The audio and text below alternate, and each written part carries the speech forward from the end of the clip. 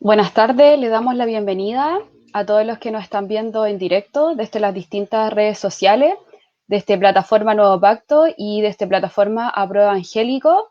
Por mi parte les saludo, soy Ariela Tovar, miembro del grupo de abogados cristianos, y también en esta ocasión nos acompaña Daniel Barrientos, quien es miembro de Nuevo Pacto, y por supuesto saludar al invitado especial de hoy, el profesor Humberto Lagos. Humberto es abogado, es doctor en sociología, también tiene una mención en teología y es autor de más de 30 libros y también experto en materia de derechos humanos. Así que, Daniel, no sé si tú nos puedes comentar un poco acerca de esta actividad, la razón de esta actividad y las organizaciones que están detrás de ella. Sí, sí, por supuesto. Bueno, muchas gracias a todos por su participación, Humberto, Ariela, que ha hecho este enlace. Como bien les decía, mi nombre es Daniel Barrientos, pertenezco a la plataforma Nuevo Pacto, que es una plataforma que se articula para poner en el tapete discusiones de orden público que atañen a la fe evangélica. Y en esta ocasión también se han plegado el grupo de abogados cristianos, GAC, que Ariela pertenece, el otro Canuto, que su director es Esteban Quirós, la plataforma Nuevo Pacto, que son muchas hermanas y hermanos que la conforman, y Apruebo Evangélico. Este es como el tío Apruebo Evangélico que está ahí detrás de los controles ayudando, y todos estamos trabajando por tratar temas de contingencia de relevancia nacional para poder bendecir con esto que Dios nos ha entregado. Eso. Perfecto, gracias, Daniel. En esta ocasión vamos a discutir acerca de Dios en la vida cotidiana, de espiritualidad en la pandemia que estamos viviendo actualmente y de cómo se ha comportado también el mundo evangélico este último tiempo. La verdad es que es un tema bastante amplio, así que estaremos tocando distintos temas relacionados con la religión y también temas relacionados con lo jurídico. En cuanto al esquema que estaremos siguiendo, primero el profesor va a hacer una pequeña exposición. Luego, una suerte de conversatorio y entrevista con Daniel, estaremos haciéndole distintas preguntas al profesor. Y finalmente, desde ya se habilitan en todas nuestras plataformas para que ustedes puedan hacer sus dudas, hacernos llegar sus opiniones, sus quejas, todo lo que quieran, para que así finalmente nosotros se la hagamos llegar al profesor y este pueda responderla. Profesor, coméntenos, le damos la palabra. Bueno, les agradezco en este caso a ustedes directamente, Daniel y Ariela, por la invitación para dialogar sobre temas que son temas siempre relevantes en el ámbito histórico, relevantes en respecto a lo que está sucediendo hoy día, que estamos extraordinariamente impactados por la pandemia, por todos los efectos que ha producido, por los mensajes que se han dado desde diferentes áreas y particularmente dentro del mundo evangélico protestante, posiciones que han ido evidenciándose para entender qué es lo que pasa en este rato con una peste tan tremendamente impactante que ha provocado miles de personas fallecidas y que también ha provocado interpretaciones y actitudes de diversos líderes a lo largo del país, y no solo acá en Chile, sino que en otros lugares. Bueno, como se ha dicho, yo soy abogado, sociólogo, preocupado siempre del tema teológico. Mis raíces eclesiásticas son bautistas y toda mi vida me he preocupado de prepararme, de entregar aquello que puedo hacer con mayor efectividad para que en un gesto solidario esto que uno está haciendo ayude a personas que están sufriendo, que están pasando muchas necesidades. Yo soy originario de Nueva Imperial, mi amada comuna. En este rato, un abrazo fraternal porque sé que muchos de allá están viendo este programa para la municipalidad, para el CEFAM, que está de aniversario, para los trabajadores y trabajadoras de la salud, no solo en mi comuna, sino que en todo Chile, quienes han puesto en riesgo sus propias vidas para atender solidariamente a quienes están sufriendo este tema de la pandemia. Yo vengo de un hogar muy pobre, en Imperial, estudié mis humanidades, mi enseñanza básica, así se llamaba en aquellos años, escuela de educación básica, en la escuela número 1 de Nueva Imperial. Después en el Liceo Superior de Hombres de Nueva Imperial, que tenía el nombre, pero era un liceo mixto. Allí pude adquirir la enseñanza secundaria en momentos que era extraordinariamente complejo. Estoy hablando de los años 50, siglo pasado, milenio pasado. Entonces, esa experiencia. Después pude estudiar administración de empresas, que se creó en Temuco, en los años 60. Luego me fui a trabajar a una filial de la Corfo, el Servicio de Equipos Agrícolas Mecanizados, en Osorno. Pasado unos meses, fui electo dirigente nacional del Sindicato de Trabajadores. Me trasladé a Santiago, pero con algunas ideas que yo tenía sobre lo que me atraía desde el punto de vista de continuar mi formación profesional. La abogacía, por una parte, la sociología, que en esos años estaba recién en ciernes, pero me llamaba mucho la atención por que conocía o seguía por lo menos en lectura a sociólogos famosos, y me daba cuenta de que adquiriendo conocimientos de orden sociológico era más fácil interpretar lo que estaba sucediendo en diferentes áreas de la sociedad y particularmente mirando lo que pasaba en la vida cotidiana. Entonces hice después otros posgrados en ILADES, el Instituto Latinoamericano, Doctrina y Estudios Sociales. Ahí la mención que yo defendí, la tesis fue una tesis de carácter teológico, religioso teológico. Después con el tiempo, bueno, cuando vino el golpe militar, aparte de la represión directa que me tocó a mí y a mi familia y a muchos de mi entorno, yo me dediqué a la defensa de los derechos humanos. Estaba en ese tiempo cursando los estudios de Derecho en la Universidad de Chile.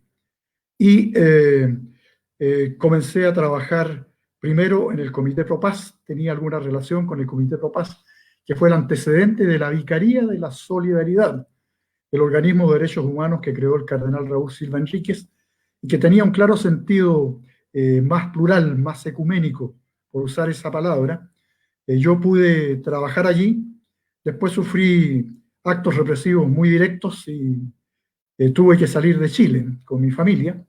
Naturalmente, la salida, de todas formas, había que aprovechar los espacios, y más cuando yo tuve que viajar y estar en Europa, particularmente en Suiza y en Bélgica, aprovechar de que allí estaba una de las principales universidades del mundo, de las más históricas, la Universidad Católica de Lovaina. Me aceptaron como alumno en sociología, que era una de las cosas que yo quería terminar de formalizar.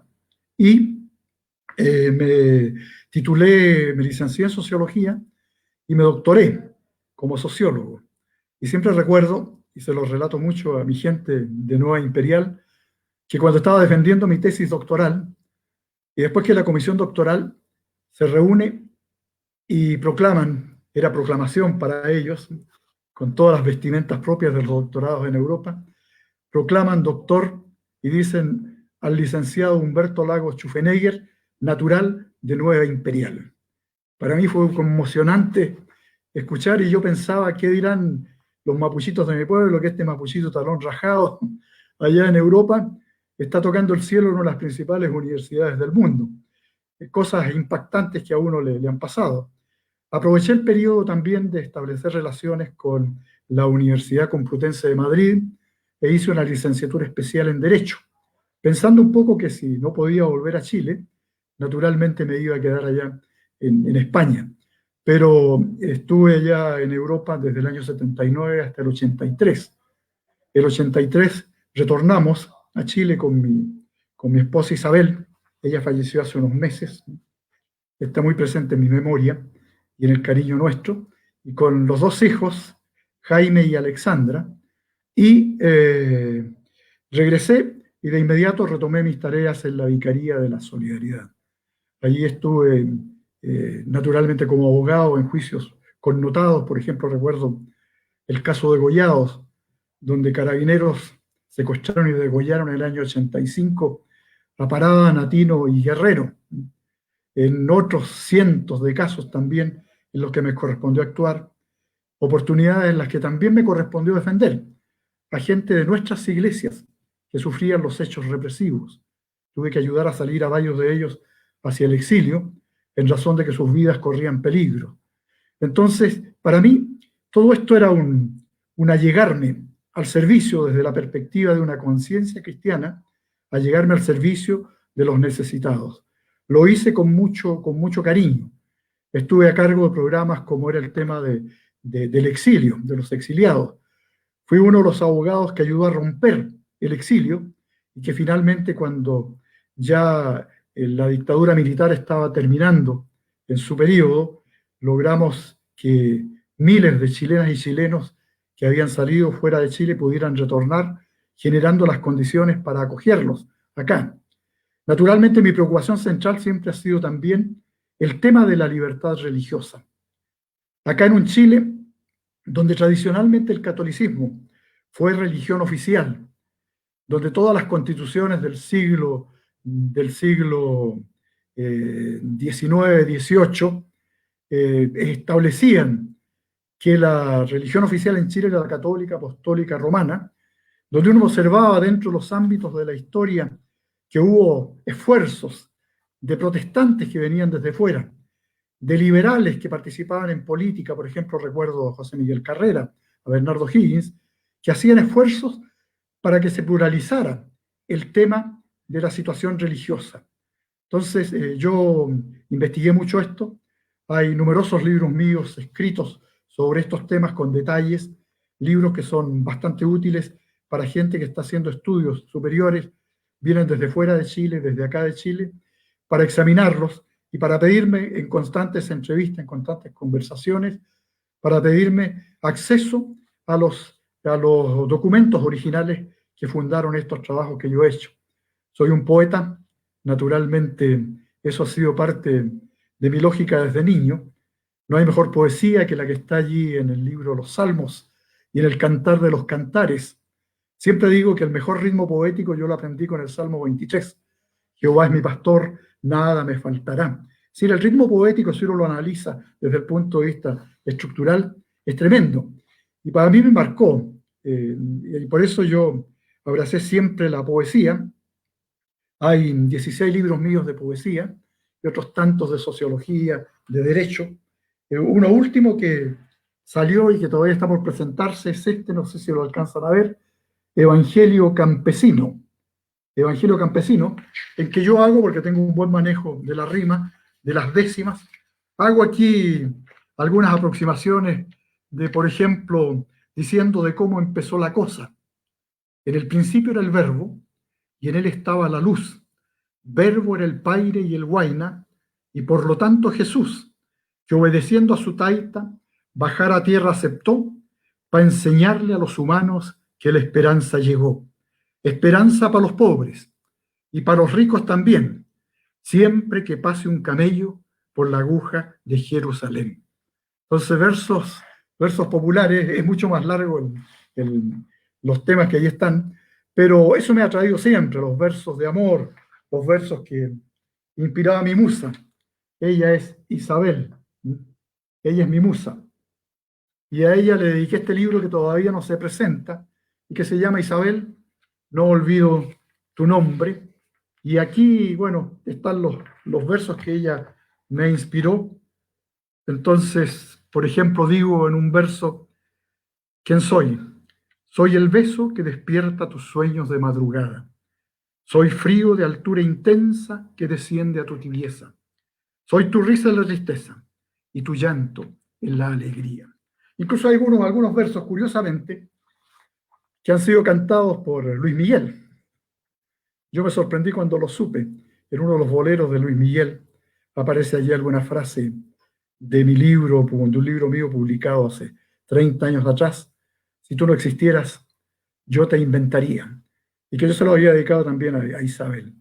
Entonces mi vida ha sido una vida intensa, una vida que ha puesto, yo creo, en primer lugar, el tema del servicio. Siempre digo que desde el punto de vista teológico, bíblico, no hay que leer las palabras oración, consagración, evangelización. Lo que allí quiere decir es oración. Consagración evangelización, es decir, el actuar de Jesús es agüita, no crean que es vino, porque el vino no está prohibido. La vida de Jesús fue siempre una vida tremendamente actuante, inspiradora. Entonces, cuando yo me he dedicado a todas estas tareas y sigo ligado al tema de derechos humanos, para los abogados que están viendo, les recuerdo, si no lo saben, yo creo que todos lo saben, hace meses atrás yo presenté lo que se llama un recurso de revisión para que se anulara la sentencia dictada por un consejo de guerra el año 1973, allá en Temuco. 23 muchachas y muchachos militantes de izquierda, cuando la militancia era absolutamente legal, hasta el golpe de Estado, fueron procesados y condenados, entre ellos mi hermano Enrique, quien falleció hace 4 años, y ese recurso fue acogido por la Corte Suprema, y con ese recurso, que anuló la sentencia de un consejo de guerra, todos mis colegas de derechos humanos están utilizando esa argumentación muy positivamente para romper con las otras sentencias de los consejos de guerra y facilitar aquello que todavía se debe, las compensaciones a la gente que sufrió la represión durísima en los tiempos de la dictadura militar. Entonces yo he estado en eso. Incluso a algunos les parece curioso, pero yo defendí a gente que eran miembros de los servicios de seguridad de la dictadura militar, que llegaron a pedirme auxilio cuando yo estaba como abogado de la Vicaría de la Solidaridad.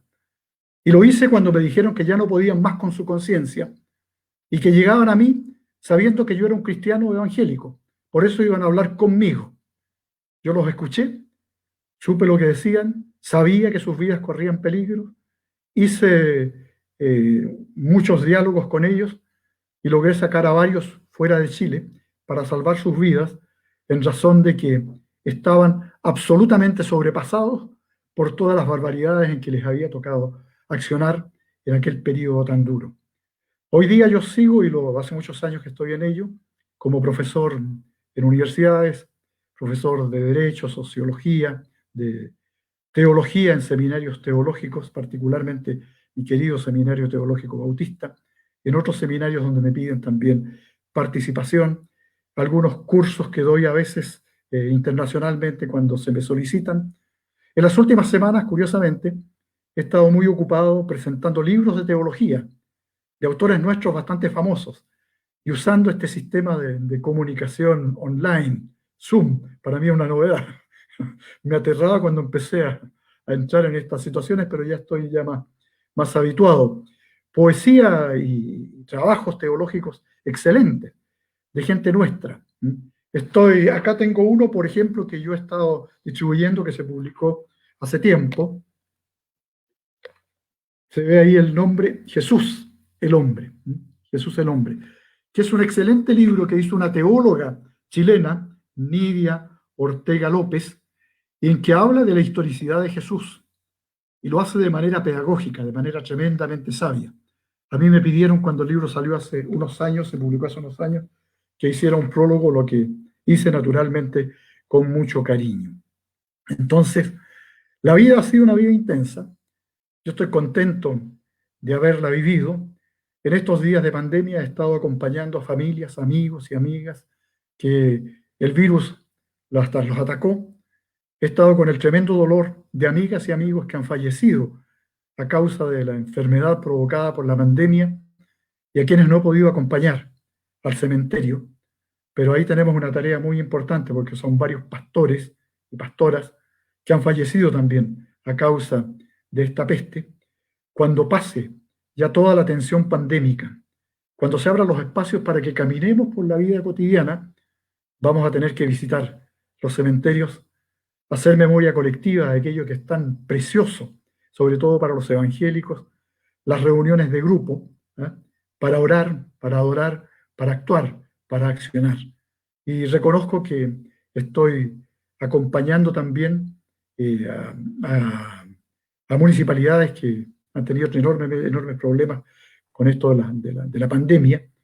He logrado la colaboración de hermanas y hermanos de la Iglesia Presbiteriana Coreana, por ejemplo, y a mi comuna logré enviar 2.700 mascarillas y otros elementos para que se ayude en estas situaciones tremendamente dramáticas. Por eso les digo yo que en este caso, como estamos obligados a la casa, es bueno la oración, pero sigue siendo mucho mejor la oración. Si podemos hacer algo, hagámoslo. La oración es importante para mantener la fe, para mantener la fuerza. Pero sobre todo, estos días en que estamos obligados a guardar cuarentenas, pensemos en lo que ha sido nuestra vida. Pensemos en los desafíos que vienen y pensemos particularmente en los pobres. Siempre digo por ahí en un texto de teología que la mejor expresión de la preocupación de Jesús por el pueblo sufriente son las bienaventuranzas. Y cuando Él grita allí en la colina, bienaventurados los pobres, no está diciendo que la pobreza sea un acto virtuoso, sino que los pobres son víctimas del mal manejo de una sociedad en que los ricos, los poderosos, han provocado que miles, millones de personas vivan en la miseria. Por eso Jesús dijo y nos comunicó, bienaventurados los pobres. Profesor, ¿sí? Pasando un poco a las preguntas y hablando un poco del contexto que estamos viviendo actualmente, se ha sostenido por parte de iglesias evangélicas, principalmente pastores, que la pandemia que nos azota es un juicio por parte de Dios por los pecados que hemos cometido como nación. ¿Qué cree usted respecto a esto y si esa afirmación es teológicamente sustentable a la luz de la Escritura? Sí, Ariela, y complementando un poco eso, ¿Sí? También hacer el alcance de que gran parte de estos, por así decirlo, pecados están asociados a lo ético-sexual, es decir, el rango de lo valórico se sitúa en lo ético-sexual o moral. Sí. Eso.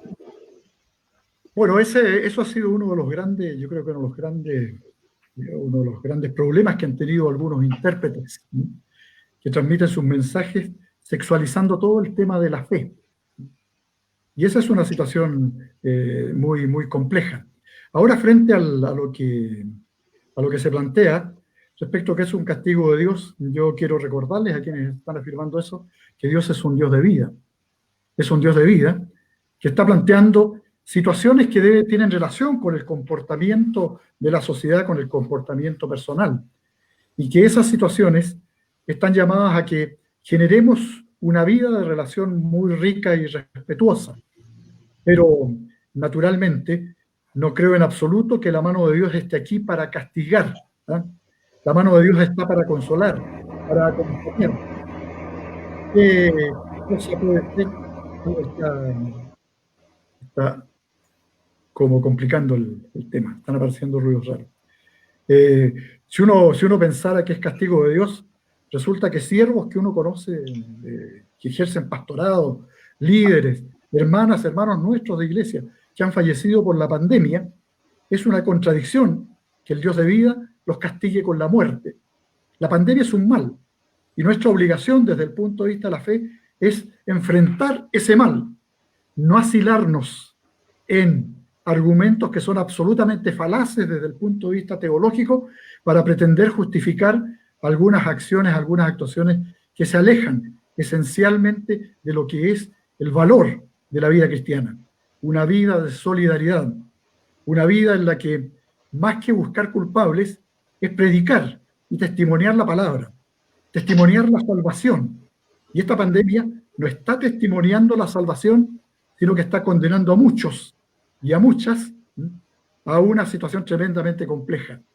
Yo no veo un Dios de vida que haya enviado esto como castigo para que mueran 10.000 hoy día, entre 7.000 y 10.000 hay algunas dudas sobre los fallecidos, que están discutiéndose, pero que sean 7.000 o 10.000 personas muertas, inocentes. Dios no está promoviendo ese tipo de cosas. ¿Qué pasa con la familia? ¿Qué pasa con el entorno? ¿Qué pasa con el dolor de esas personas? Nosotros debemos acompañarlas, es nuestra responsabilidad. Así que absolutamente no, desde el punto de vista teológico bíblico, esta pandemia no ha sido ni es un castigo de Dios. Dios es un Dios de vida, lo repito, y la pandemia representa al mal, a la negación de la vida. Muchas gracias, Humberto. Otra pregunta que tenemos es que, desde su apreciación, ¿qué rol cree ustedes que han jugado los evangélicos en su más amplio espectro? Porque siempre se comete el error de decir la iglesia evangélica, cuando en el fondo son muchas iglesias evangélicas, desde un comienzo en cuanto a la comunicación de la gravedad de la pandemia, o sea, cómo lo ha comunicado la iglesia. Porque aquí también han habido diferentes puntos de vista. Hay iglesias que están llamando efectivamente a resguardar la vida, a tener, digamos, algunas medidas más preventivas, y hay algunas iglesias que han tomado una posición quizás un poco más agresiva o quizás un poco menos imprudente, no apegándose a las recomendaciones.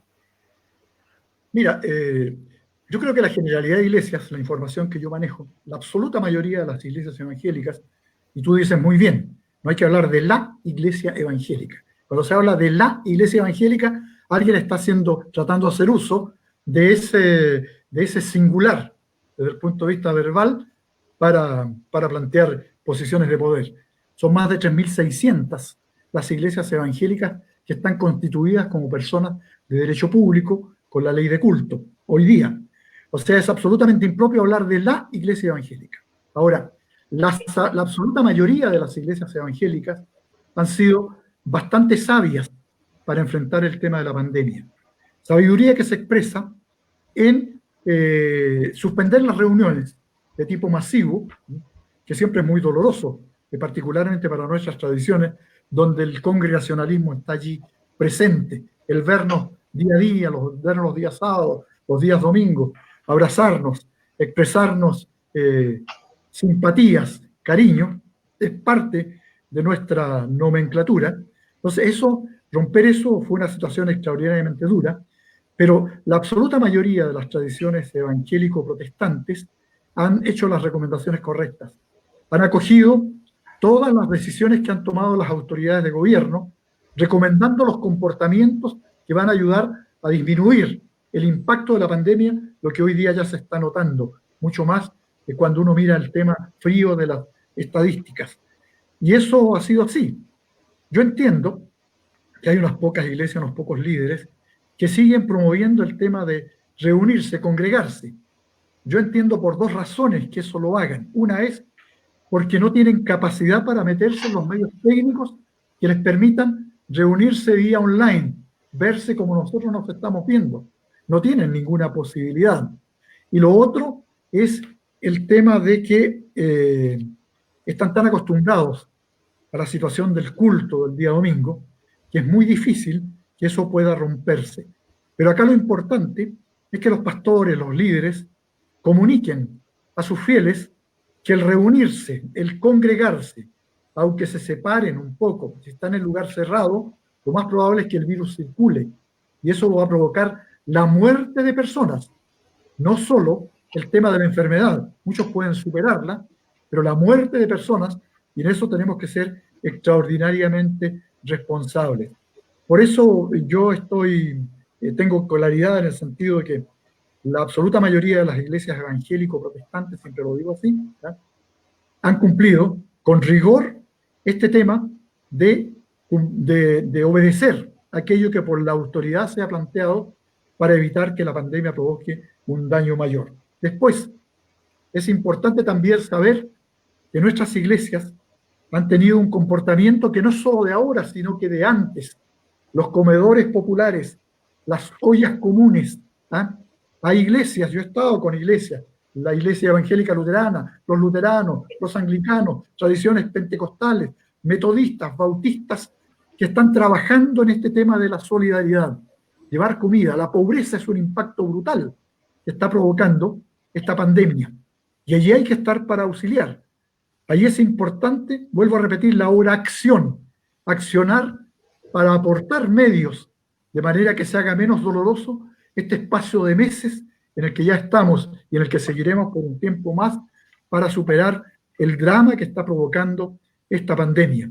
Drama que no se da solo en el ámbito de las discusiones políticas para permitir el acceso a medios económicos a quienes están sufriendo con mayor impacto el rigor de esta pandemia, sino que un drama que tiene que ver, como ya hemos dicho, con muerte, con enfermedad, con lamentarse, con ausencia de apoyo. Imagínense lo terrible que es para la gente, para las personas, para las familias en que se mueren. Miembros, el papá, la mamá, un hijo, la hermana. Han muerto médicos, enfermeras, ¿ah? Trabajadoras, trabajadores de la salud. El drama que es para las familias, que prácticamente nadie los acompañe cuando van a sepultar a sus familiares.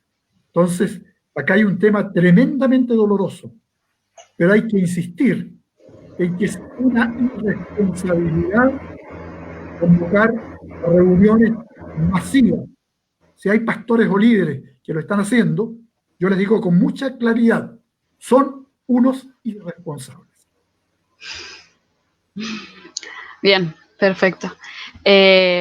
Profesor, hablando un poco de política y de politización del mundo evangélico, sabemos que en otros países es usual encontrar pastores, diputados, y al parecer eso en Chile también es la tendencia, va creciendo cada vez más.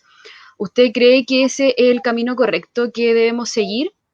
Y por otra parte, ¿usted cree que como evangélicos deberíamos desear más representatividad en las esferas políticas? A ver, yo siempre he sido un defensor de la separación entre la iglesia y el Estado, las iglesias y el Estado. Yo creo que la tarea de las iglesias no es una tarea político-partidista. Y aquellos que están tratando de aprovechar sus militancias políticas para introducir en esas lógicas a las congregaciones, están errando sus comportamientos. Esa es una falta de respeto. Las iglesias tienen que opinar sobre el mundo político, sobre los grandes temas, sobre los temas de los derechos humanos, sobre la pandemia, sobre la justicia, sobre la pobreza. Esos son temas políticos, pero grandes temas políticos en los cuales nuestras congregaciones, nuestros liderazgos tienen que dar opiniones. Pero el tema de que las iglesias se transformen en partido político, eso es simplemente un barbarismo desde el punto de vista del comportamiento social. Se aleja totalmente de lo que es el sentido eclesiástico, de lo que es la tarea de la iglesia. Y eso es un problema serio. Ahora yo creo que debe haber fieles miembros de nuestras iglesias que militan políticamente, y muy bienvenida sea esa militancia. Si esa militancia se desvincula del hecho mismo de que son miembros de las iglesias, pueden esperar con legitimidad que sus hermanas y hermanos los prefieran cuando haya que votar. No hay ninguna duda. Pero transformar a las iglesias en un partido político me parece simplemente un acto aberrante. Llamar a las iglesias que se pronuncien sobre los grandes temas políticos, ese es un acto ético, un acto necesario en que las iglesias tienen que aportar opiniones para apoyar la solución de los grandes problemas que está viviendo nuestra sociedad. Entonces, en ese sentido, creo que hay que tener sumo cuidado. A mí me ha tocado mucho trabajar en política. Yo no son como creen algunos pastores. Cuando me dicen pastor, yo le digo Dios me libre. Porque sé la tarea que hacen los pastores y prefiero no. Es una crítica recurrente, Humberto. De hecho, lo voy a hacer textualmente. Waldo Claudio Pacheco, un hermano presbiteriano, dice, bueno, ¿cómo Humberto Lagos habla de política? Y, o sea, perdón, estaba en la UNAR y tiene todo este tema, y después saca una carta junto con los abogados que son los redactores de la Ley de Libertad de Culto y dice, necesitamos una buena, o sea, una nueva constitución. ¿Cómo él puede participar en esto? Así como... Bueno, yo he sido una persona que ha trabajado siempre en el ámbito político. Soy un abogado conocido en el tema de la defensa de los derechos humanos y la promoción de los derechos humanos. Y todo eso lo he hecho por las motivaciones de mi conciencia cristiana. He desempeñado cargos públicos. Cuando aquí se habla de libertad religiosa, la pelea histórica de las iglesias evangélicas es notoria. Si uno mira la historia, y acá hay un libro mío que publicó la Sociedad Bíblica Chilena, que se llama Herejía en Chile, evangélicos y protestantes desde la colonia hasta 1925. Aquí yo hago un relato de lo que ha sucedido con el tema de las luchas de las tradiciones evangélico-protestantes para obtener espacios dentro de los ámbitos democráticos, espacios que hoy día están muy consolidados. Entonces, como digo, yo he estado preocupado siempre de este tema, toda mi vida, de la libertad religiosa. La libertad religiosa o libertad de religión es un derecho humano y fundamental. Y como es un derecho humano fundamental, hay que pelearlo en los ambientes políticos. Cuando nosotros retornamos a los espacios democráticos, el presidente Elwin creó un pequeño comité, porque yo le planteé el tema, para estudiar la posibilidad de un proyecto de ley que permitiera avanzar en los espacios de igualdad de tratamiento del Estado hacia la diversidad de expresiones religiosas que había en Chile. La Iglesia Católica desde 1925 dejó de ser iglesia oficial, pero después continuó igual, ejerciendo todo su peso institucional. Y las minorías religiosas, estando allí incluidas las iglesias evangélicas, las tradiciones protestantes, solo podían constituirse en derecho como personas de derecho privado sin fin de lucro. Fíjense que desde que el Código Civil empezó a operar en 1857, más o menos en 1880, iglesias evangélicas comenzaron a acogerse a esta norma que no estaba hecha para ellos. Y el Estado dio una mirada diciendo, bueno, vamos a aplicar el principio de la tolerancia. La ley no está hecha para las iglesias, pero hay que permitirles que se constituyan porque son realidad visible dentro de la sociedad chilena. Y en 1925, cuando se separa la iglesia del Estado, la Iglesia Católica deja de ser iglesia oficial, pero sigue ejerciendo de hecho el oficialismo. Y no hubo ningún cambio para las iglesias evangélicas, continuaron siendo personas de derecho privado sin fin de lucro. Y después cuando viene la ley 19.638, la ley de culto, ahí ya se reconoce que las iglesias que deseen acogerse a esa norma van a ser reconocidas como personas de derecho público. Personas de derecho público. Este es un paso histórico. Y eso comenzó el año con el presidente Elwin, 1991-1992. El presidente dictó un decreto para designar a 3 personas que se hicieran cargo de redactar el primer proyecto de ley, y una de esas personas fui yo. Me honró con eso, ¿no? Pero me honró porque sabía que yo conocía muy bien el tema del hecho religioso en Chile, y particularmente lo que estaba sucediendo con las iglesias. Y ese fue el primer texto de ley, proyecto de ley, que ingresó al trámite parlamentario, que después sufrió naturalmente modificaciones, se amplió más y se transformó en la ley 19.638, que hoy día garantiza desde el punto de vista de los derechos humanos la plena libertad para quienes estén acogidos a esta norma y estén expresando sus diferentes tradiciones de comunicación con el hecho trascendente. Profesor, a propósito de lo que está hablando de la defensa de los derechos humanos, allí hay una pregunta de Edita Mancilla. Dice, me gustaría preguntarle si ha asumido la defensa de derechos humanos vulnerados en democracia, durante la democracia, y su opinión sobre ello. Sí, naturalmente. Yo he sido abogado también en los tiempos pasados y sigo siendo los abogados de los pueblos originarios, pueblos indígenas. Cuando estaba en la Vicaría de la Solidaridad, yo fui el que terminó el exilio de los mapuches y de otros pueblos originarios exiliados. Siempre he estado preocupado de ese tema. Y particularmente en democracia, cuando yo ponía el ejemplo al comenzar mi intervención de este recurso de revisión para anular la sentencia de un Consejo de Guerra del año 73, eso significa que sigo en un compromiso con otros colegas, con Nelson Caucoto, con Héctor Salazar, con Patricio Cavada, por mencionar algunos de los destacados, sigo preocupado de estos temas. Y no solo derechos humanos en términos de las violaciones que realizó la dictadura militar, sino que derechos humanos que están siendo violentados ahora, que tienen que ver con las protestas sociales, con las protestas masivas, derechos que han sido vulnerados. Entonces yo estoy preocupado también de estos temas y acompañando a quienes han sufrido este tipo de ataques que violentan derechos que se supone están absolutamente garantizados. En el caso, por ejemplo, de los pueblos originarios, y aquí es importante recordarlo, el año 1993 se publicó lo que se llama la ley indígena, que avanzó bastante en un trato más digno para nuestros pueblos originarios, particularmente para el pueblo mapuche. Y después está el tema de que en el caso del convenio 169 de la Organización Internacional del Trabajo, que lleva muchos años vigente, que tiene que ver con pueblos originarios, pueblos indígenas y tribales, así se llama, Chile se asoció, o sea, lo hizo suyo, este convenio internacional, el año 2008, 2008. Pero aparte de suscribir, de ratificar ese convenio, no se ha hecho ni un gesto para, por ejemplo, resolver constitucionalmente qué es lo que pasa con la plurietnia que tiene que figurar dentro de los ámbitos constitucionales.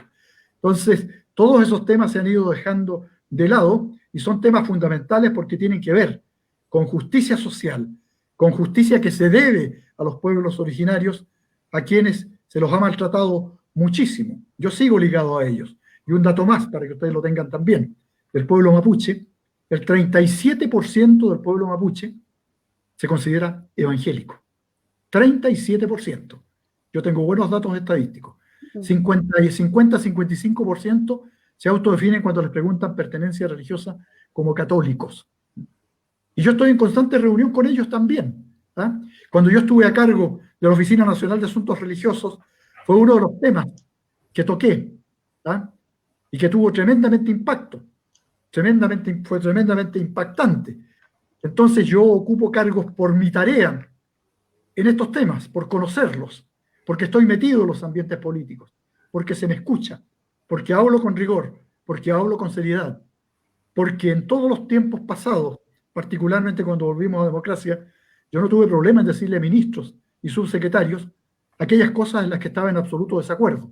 Y siempre, en cada gobierno de la concertación, tuve algún compromiso complejo, relacional, por tener la costumbre de decir la verdad y de ir a representarla cuando otros no tenían la posibilidad. Muchas gracias. Don Humberto, a propósito de esta consulta, hay en la epidermis chilena, digamos, está muy por encima esta idea de que los derechos humanos son una idea muy exógena al mundo cristiano y que no tienen una fundamentación teológica, que en el fondo son una imposición casi del humanismo, de centrar al hombre, y tienen toda una teoría y desarrolla una dogmática. Sin embargo, haciendo uso de su buen texto, El reino de Dios y los derechos humanos, sería bueno saber su apreciación, pues, o sea, qué tan diabólicos, satánicos son los derechos humanos. Son con tanta fuente divina, con tanta fuente cristiana, los derechos humanos, que ese libro que tú mencionas, que lo escribimos con otros dos conocidos teólogos internacionales evangélicos, y se publicó en Perú. En ese libro lo que hacemos es destacar aquello que hemos destacado siempre, muchos años antes, que el fundamento de los derechos humanos es un fundamento enteramente cristiano, bíblico. Están allí planteados los temas. Si uno mira los derechos humanos con la textualidad de hoy, y si uno se va a los 10 mandamientos, se va a encontrar que allí, desde el punto de vista ético, están refrendados, están propuestos aquellos comportamientos que las sociedades humanas deben tener para el objeto de promover vidas dignas, relaciones dignas, vida cotidiana sin menoscabar la vida de aquellos que están al costado nuestro. Entonces, la situación de los derechos humanos tiene un fundamento bíblico que es innegable. Y además, los derechos humanos como derecho positivo están proponiendo el respeto de aquellas situaciones que facilitan la convivencia social, que promueven el derecho al que tienen las diferentes personas, los individuos, los grupos sociales, para coexistir en paz. Entonces es bien importante considerar que el derecho a la libertad religiosa, a la libertad de religión, es también un derecho humano fundamental. Y esa es una de las razones que motivó al Estado democrático chileno para llegar a instalar como norma la ley 19.638, mal conocida como ley de culto. Yo sé que hablan algunos de ley de culto porque piensan en la Constitución de 1925, donde en un artículo de la ley, hoy día el 19, número 6, se hablaba de la libertad de culto, pero no se habla de libertad religiosa. Por eso cuando se plantea el tema de la posibilidad de una nueva constitución, hay que estar unidos para asentar y perfeccionar las normas constitucionales de manera que las garantías que tienen que ver con la expresión del hecho religioso sean plenas y plurales, y no nos encontremos con situaciones en que vuelvan otra vez a desatarse problemas de orden persecutorio. Perfecto. Aquí hay un comentario de Jonathan Morales, dice un saludo cariñoso a don Humberto Lagos, consulta de cara al proceso constituyente. ¿Cuál puede ser un buen aporte desde nuestra identidad evangélica protestante a una nueva Carta Magna? Buena pregunta. Bueno, hay muchas situaciones, una que tiene que ver básicamente con el tema que comentábamos recién, el tema de la libertad religiosa. O sea, que haya una redacción que no sea como la Constitución actual o como la Constitución del 25, ¿va? Que por interpretación se llega a respetar la libertad religiosa, pero no habla de libertad religiosa, no habla de derechos, y eso hay que hacerlo, claro. Acá nosotros logramos con la ley 19.638 precisar un poco más cuáles son los contenidos para ejercer con propiedad esta libertad religiosa. Pero hay muchas cosas que tienen que proponerse. El tema, por ejemplo, de lo que está hoy día provocando problemas, el tema previsional, el tema de la salud, el tema de la educación, son temas que desafían a nuestras iglesias, a nuestras congregaciones. Hay que recordar que el tema educacional en nuestras tradiciones es un tema antiguo. Ha estado permanentemente planteándose la preocupación. Y yo quiero recordar, pensando en la historia, que en 1865, cuando se generó la ley interpretativa de la Constitución de 1833, esa Constitución del 33 decía que la religión oficial en Chile es la católica apostólica romana, y punto. Ahí se prohibía el ejercicio público de cualquier otra manifestación de fe. Pero ya las condiciones políticas iban cambiando. Estaban los liberales, ¿ah? Estaba la masonería de por medio, estaba la representación de iglesias evangélicas que tenían liderazgos importantes.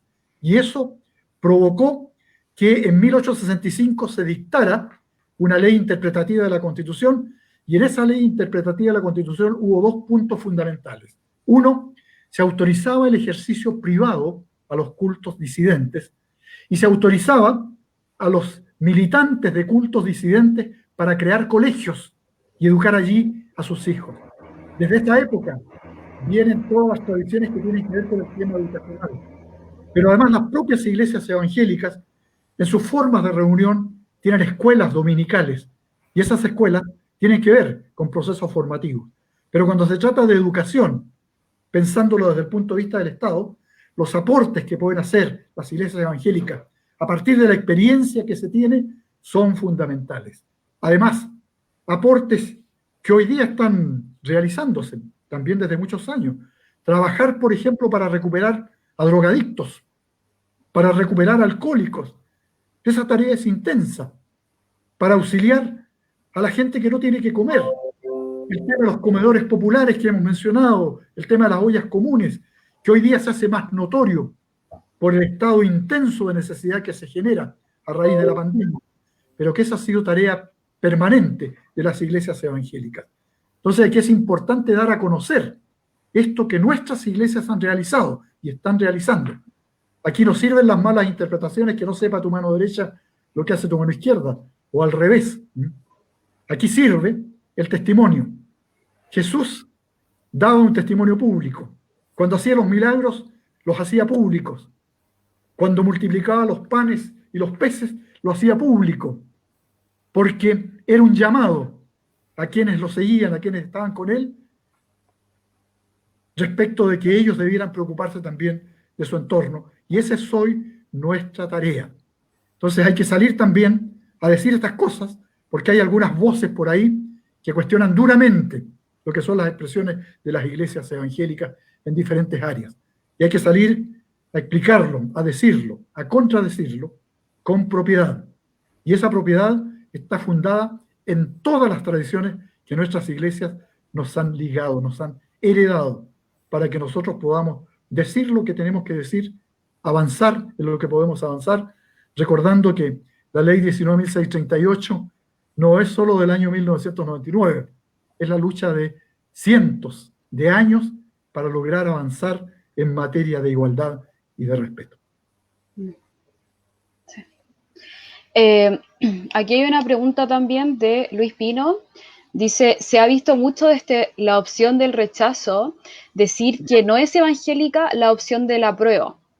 ¿Cómo justificar la opción del apruebo desde la legitimidad teológica y ética? Saludos al profesor Humberto Lagos. A ver, cuando está planteando el tema, la opción del apruebo De la prueba, estamos hablando de la Constitución. Sí. Estamos hablando. Sí, de la prueba de la Constitución, nueva Constitución. Disculpen un poco, estoy con los bronquios un poco en la mano. Eso nos pasa a los predicadores evangélicos. Aunque no soy pastor, me encanta mucho predicar, hablar de teología. Bueno, el apruebo para mí es una opción clarísima. Es decir, la que está vigente es una constitución de la dictadura militar. Y aunque se le han hecho modificaciones, esas modificaciones son claramente insuficientes para responder a lo que la gran mayoría de la población chilena está esperando. Y allí en el apruebo está todo el tema, por ejemplo, yo recuerdo que en el gobierno de la presidenta Bachelet se hizo una serie de seminarios, se convocó, en la que participamos muchísima gente de iglesias para dar opiniones sobre qué temas tenían que verse, no solo desde el punto de vista eclesiástico evangélico, pensando en las libertades públicas, sino que también en diferentes áreas en las que era importante emitir una voz para avanzar en materia de justicia. El apruebo tiene que ver con una nueva constitución, tiene que ver con el tema, por ejemplo, de la previsión, de la salud, de la educación, ya lo he dicho. Pero todo eso, cuando se plantea el tema del apruebo, y yo creo que cuando se vote este tema, el apruebo va a ganar, pero ahí hay que nombrar gente para que participe en las discusiones que tienen que ver con los contenidos propios de la Constitución, de manera que todas aquellas cosas que a nosotros nos animan desde el punto de vista de construir una sociedad mejor, más respetuosa, plena, en que se respeten los derechos, va a ser también, y está siendo, responsabilidad nuestra. Ok. Sí, es como, estaba leyendo allí un comentario y es parecido a lo que hice. Dice, pienso que además de lo netamente confesional, es perfectamente razonable aspirar a un ordenamiento social civil democrático, basado en los valores cristianos, sin que esto se traduzca en una imposición. De hecho, ese es el desafío cristiano hoy, plasmar el cristianismo en una nueva constitución, no olvidar que el reino de los cielos es justicia, gozo y paz en el Espíritu Santo. Estamos absolutamente de acuerdo con Javi Otín. Está representando aquello que yo estoy planteando. Lo está diciendo de manera mucho mejor. Cuando uno lo escribe, está mejor que hablándolo. Pero es eso. Es decir, nosotros tenemos que plantear el tema de inspiración cristiana, como ha sido en muchas de las situaciones, porque los valores del cristianismo son valores importantes. Podemos tener discrepancias entre nosotros mismos acerca de la interpretación que se da a determinadas situaciones. Pero esas discrepancias no deben impedirnos a que dentro del ámbito de una nueva constitución se tenga presente aquellas cosas que son fundamentales, que tienen que ver con la vida, que tienen que ver con la justicia, que tienen que ver con la solidaridad. Y nadie vive mejor justicia, orden, solidaridad, que aquellos que tienen claro que el amor al prójimo tiene que traducirse en una sociedad que construya paz y la construya sobre la base de la justicia. Claro, porque, disculpa, Humberto, todo esto surge como reacción. Bueno, la consigna era, no son 30 pesos, son 30 años precisamente quizás de abuso de un modelo, de un sistema. Ahora también me gustaría saber tu impresión de qué valores se encarna el actual sistema, porque si hay una discrepancia es porque obviamente ese modelo representa valores que pueden ser repelidos desde cualquier lectura de la fe. Yo no sé qué valores crees que representa, por ejemplo, una economía que por de pronto es neoliberal desde alguna perspectiva o algunos la consideran social de mercado. El tema es que vemos precarización, no hay acceso a derechos sociales y otros temas. ¿Qué valores representan para ti? Tú tienes toda la razón. Yo tengo una lectura similar a la tuya, en el sentido de que este sistema, más allá después de volver al espacio democrático, lo que está haciendo es proyectar aquellas inequidades que se forjaron en el periodo de la dictadura militar. Algunos cambios cosméticos hay, pero situaciones siguen siendo extraordinariamente complejas.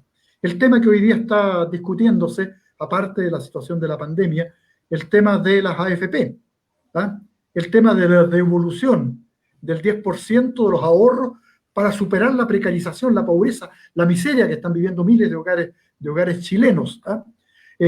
Hoy día se está sabiendo algo más acerca de en qué invierten los ahorros del pueblo, las AFP. 200.000 millones de dólares los invierten, el 60% fuera del país, el 40% dentro del país, pero no tenemos idea en qué partes dentro del país las invierten. Entonces, si eso lo están invirtiendo en empresas, en bancos, donde yo, si soy miembro de una AFP, voy a pedir un préstamo y me van a cobrar un interés usurario, con mi propio dinero, están produciendo acciones que son extraordinariamente complejas. Entonces, hay que pensar en todas estas situaciones que tienen que cambiarse. ¿Ah? El tema de las jubilaciones, las pensiones, si son un desastre, es una vergüenza. En el periodo pasado, por ejemplo, cuando yo estudié en la universidad, los estudios eran gratis. No pagábamos lo que hoy día se paga, porque hoy día los estudiantes universitarios, al titularse, en lo primero que se transforman no es en titulados, sino que en deudores. En deudores. Eso es una vergüenza. En esos tiempos nosotros teníamos el sistema de pensiones, que era un sistema solidario, que todos aportábamos nuestro 18, 17%, y con ese dinero se iban pagando pensiones dignas. Sepan ustedes que las personas que se han pensionado con el antiguo sistema, porque algunos se quedaron allá, fueron porfiados, yo animé mucho a que fueran porfiados, y hoy día cuando se jubilan, sacan 3 veces más que lo que percibirían si se hubieran jubilado con el mismo tiempo, con 40 años de trabajo, depositando sus ahorros en la AFP. Entonces, ese tema también hay que revisarlo. Si desde mi punto de vista, este 10% que se está planteando es la punta del iceberg. Después va a haber que seguir para terminar con este tema de las AFP. Volver al sistema solidario, donde el Estado tiene una tarea tremendamente importante. Que todos los ahorros previsionales sean ocupados en la economía chilena para mejorar las condiciones de vida de la gente y no transformar esta visión trágica que hoy día estamos percibiendo con la pandemia. La enorme pobreza que hay en Chile. La enorme pobreza que hay en Chile. 40% de chilenas y chilenos trabajan día a día y hoy día no pueden porque están impedidos, tienen que estar enclaustrados, si salen corren riesgo sus vidas. Entonces, las tremendas inequidades han quedado al descubierto y por esa razón, cuando se plantean cambios, los cambios tienen que ser profundos y creo que ahora la conciencia mayoritaria del pueblo chileno va a apuntar hacia eso. Es lo que dice usted, pues, maestro, el pecado de apropiación. ¿Ah? Pecado de apropiación, siempre yo hablo del pecado de apropiación. Claro. ¿Lo puedo explicar así, pero muy brevemente o no? Como para que sepan de qué estamos hablando y que sepan que habla de la Biblia, porque lee la Biblia, si esto no estamos aquí, Humberto. Claro, bueno, en algunos de mis trabajos teológicos que yo he hecho, algunas reflexiones son reflexiones que se comparten internacionalmente. Yo siempre he dicho que el pecado de apropiación está allí en el libro de Génesis, cuando está toda la escena de la presencia de Dios en el huerto, la creación del ser humano, cuando se producen las escenas de la tentación, la serpiente que representa el mal, Adán, Eva, y Dios, cuando se le dice a Adán y Eva, y a Adán particularmente, que de todos los frutos de los árboles del huerto pueden comer, más del fruto del árbol del bien y del mal no comerán, sucede que después cuando se produce ya la tentación, cuando se produce en la conjugación del verbo comer, fíjense que en Génesis 3, en los primeros 11 versículos, los 11 versículos, está 10 veces conjugado el verbo comer y de manera negativa. No comerán, no comerán, comió, todo ese tema que está allí. Y desde mi punto de vista, ese no comerán es lo que constituye lo que yo llamo el pecado de apropiación. Apropiarse de algo para hacerlo absolutamente mía.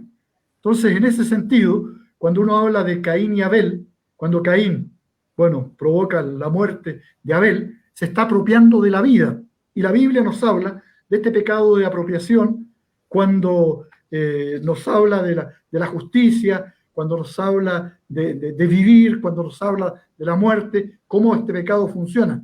Y por eso es que para mí Jesús es el gran desapropiador, aquel que se desapropia de su propia vida para dar vida en abundancia. Y si nosotros somos fieles a ese modelo de Jesús, debemos también ser desapropiadores, en el sentido de que tenemos que avanzar para generar justicia respecto de tantas y tantos que en este momento están sufriendo. Muchas gracias. Ariela. Sí, hay más preguntas, hay hartas preguntas.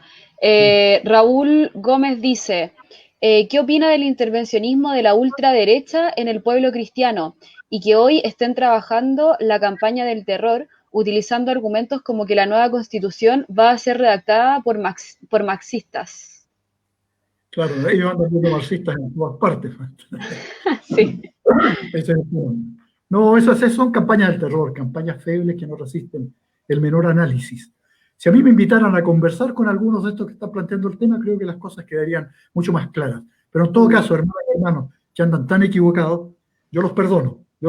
Ustedes están trabajando ahí, no desde un pecado de profesión, pero es un tremendo error intentar utilizar políticamente, partidistamente, lo que tiene que ver con el trabajo eclesiástico.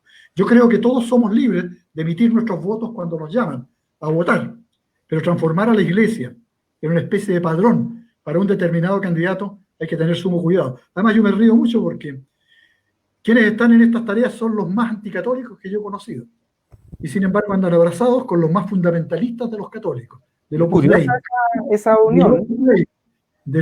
Con los fundamentalistas del Opus Dei que siguen considerando que los evangélicos son y somos unos herejes.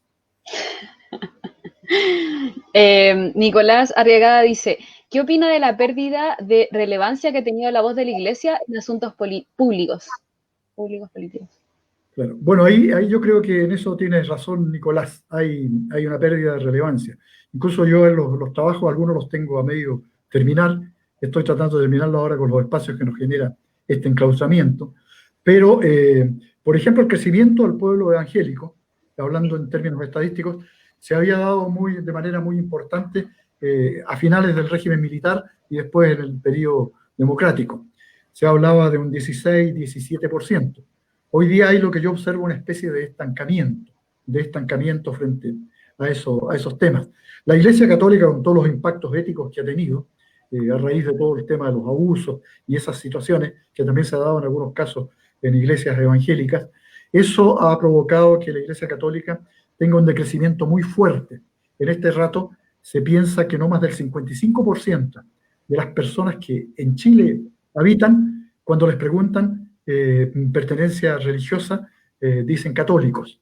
Gran parte de los católicos se frustró después de ver todas estas situaciones que están sucediendo con sacerdotes. Pero también es malo generalizar. No todos los sacerdotes, no todos los pastores que cometen actos impropios son numerosos.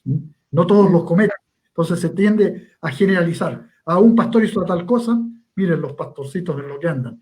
Eso no tiene que ser. Entonces, acá es bien importante sacar una voz pública orientadora, una voz pública que tenga que ver con los grandes temas que se están dando en la sociedad chilena.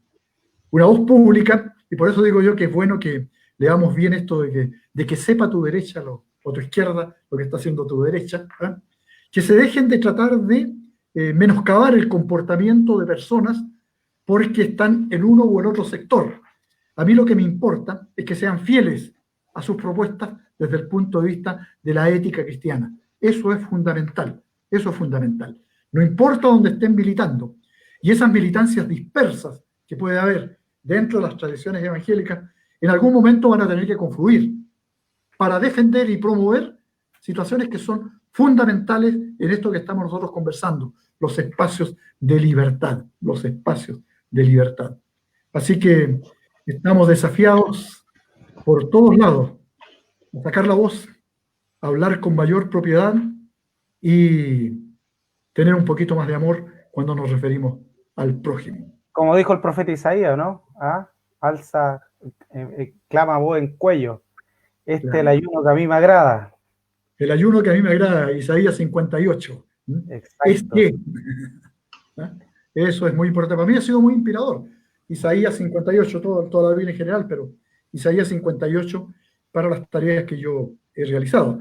Yo aquí quiero decirles también, por ejemplo, cuando hablábamos de mi historia personal, cuando yo defendía los derechos humanos en el periodo de la dictadura militar, habían líderes evangélicos que poco menos me degollaban públicamente, hablaban del comunista Lago, pero yo nunca comunista, he defendido a muchos comunistas, he defendido a muchos homosexuales, he defendido a muchos que corrían riesgo a sus vidas, He hecho aquello que hay que hacer sin preguntar a quién es, sino que viendo el estado de necesidad. Por eso es que para mí también las bienaventuranzas son gloriosas. Bienaventurados los pobres, bienaventurados los que lloran, bienaventurados, todo aquello tenemos que asumirlo. Pasamos con los Don judíos. Sí, ¿No? sí, eso iba a preguntarle, la última pregunta, porque ya estamos como en la hora. ¿Se han interpuesto recursos de protección ante las respectivas cortes de apelaciones por parte de diferentes organizaciones evangélicas por vulneración al derecho de libertad de culto? ¿Qué opina en general usted de la interposición de estos recursos y si existe realmente un tipo como de persecución en Chile, en el Chile actual, de los cristianos? No hay persecución, estamos con el tema de la pandemia, por eso están presentando los recursos. Esos recursos, desde mi punto de vista, no debieran presentarlos. Desde mi punto de vista, no los he rechazado porque hay bienes mayores que tienen que ser protegidos, como es el bien de la vida.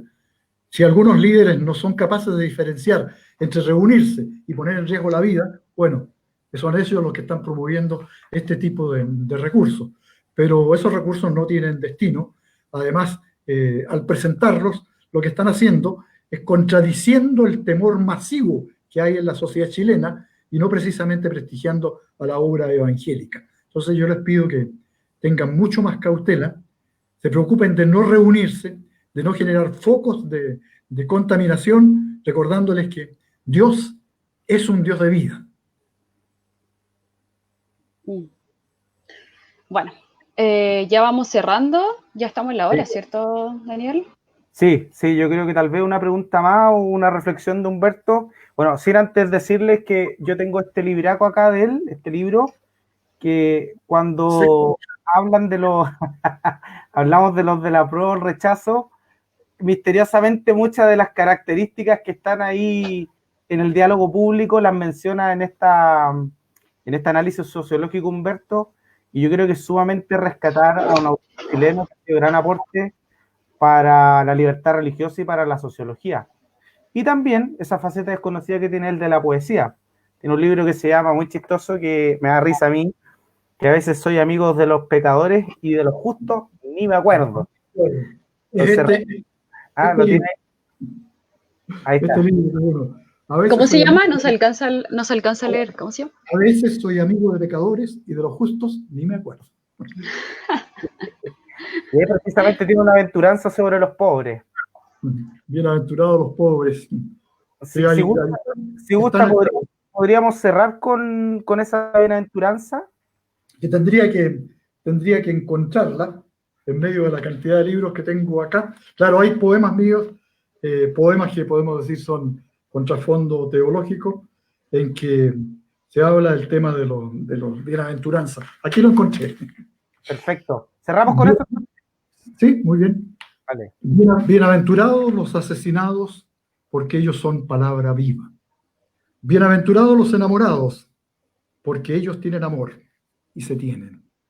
Bienaventurados los presos, porque ellos son de la libertad de la praxis. Bienaventurados los no violentos, porque de los locos es la cordura. Bienaventurados los que lloran, porque ellos salan la tierra y las conciencias. Bienaventurados los no creyentes, porque ellos viven como si Dios no existiera. Bienaventurados los humildes, porque entre ellos no medran los dominadores. Bienaventurados los que creen en Dios, paz, violencia, pueblo y vino tinto, porque ellos tienen esperanza. Bienaventurados los pobres, porque solo un pobre puede decir a otro pobre, bienaventurados los pobres. Qué lindo. Ya, vamos cerrando. Agradecemos a don Humberto, gracias por tomarse este tiempo, gracias por aceptar la invitación. También gracias, Daniel, por acompañarnos esta vez, y también agradecemos al público en general por las consultas, por sus opiniones, y también gracias por su atención. Nos vemos en otra ocasión. Ok, que esté muy bien. Chao. Chao. Chao, saludos a todos. Saludos.